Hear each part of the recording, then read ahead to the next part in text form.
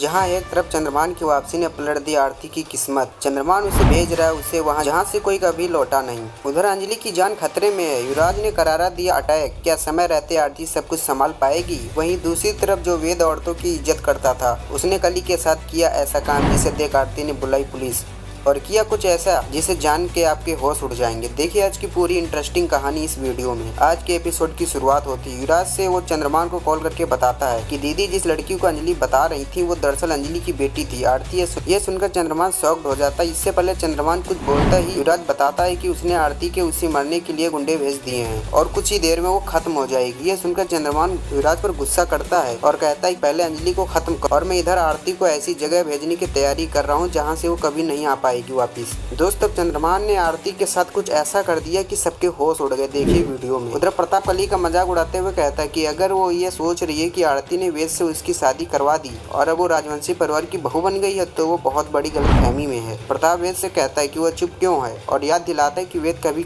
कली से प्यार नहीं करता था तो फिर उसके लिए चिंता क्यों कर रहे हो? कली को घर से निकाल दो। फिर वेद प्रताप की बातों में आके कली को घर से धक्का मार के निकालने लगता है। सोनल वेद से मिन्नतें करती है कि कली को छोड़ दो लेकिन वेद उसकी एक ना सुनता। तभी आरती बीच में आती है वेद का हाथ पकड़ लेती है तो उधर गुंडों को इशारा कर देता है और गुंडे पूछते हैं कि तू है कौन? आरती गरज कर जवाब देती है मैं वही हूँ जिसने इस लड़की का कन्यादान किया है। गुंडे आरती से उलझने की कोशिश करते हैं। वेद देखता है कि एक गुंडा आरती पर पीछे से वार करने वाला है। तभी वेद गुस्से में आकर उस गुंडे की पिटाई करता है। फिर आरती वेद पे और चिल्लाने लगती है और पुलिस की धमकी देती है। कहती ये तुम क्या कर रहे थे? कली को घर से निकाल रहे हो? वेद जवाब देता है कि मुझे खुद नहीं समझ आ रहा कि मैं क्या कर रहा हूँ और साथ ही साथ कहता है कि मैं तुमसे बहुत प्यार करता हूँ।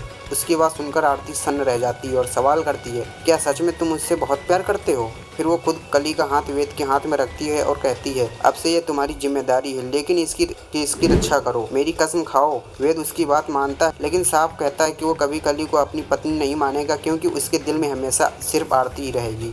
इसके बाद आरती चुपचाप बिना कुछ कहे वहाँ से चली जाती है। कुछ देर बाद वेद आरती की तस्वीर के सामने खड़ा होता है और सोनल से सिंदूर लाने को कहता है। सोनल सिंदूर लाती है। वेद वो सिंदूर आरती की तस्वीर में भरता है। उधर आरती देखती है कि चंद्रमान ठाकुर राजवंशी हवेली में दाखिल हो रहा है। चंद्रमान उदय से पूछता है कि भागी हुई लड़की और जिसने खुद उसकी मदद की वो पकड़े गए या नहीं। उदय बताता है कि वो लड़की कली थी और वेद ने उससे शादी की। एक रिपोर्टर की मदद से चंद्रमान बताता है कि एक लड़की है उसे गायब करना, इतनी दूर भेजना है कि कभी वापस ना आ पाए। वहीं दूसरी तरफ युवराज ने अंजलि पर अटैक करवा दिया है। मित्रों अब सवाल ये है क्या आरती समय रहते अंजलि को बचा पाएगी और साथ ही साथ चंद्रमान बेचारी आरती को कहाँ भेजेगा? देखिए सब अगली वीडियो में। वहीं एपिसोड के लास्ट में पद्मा आरती से कहती है कि अब सब सच बता देना चाहिए कि सिंदूर नकली था और वेद कली की शादी वैध नहीं है।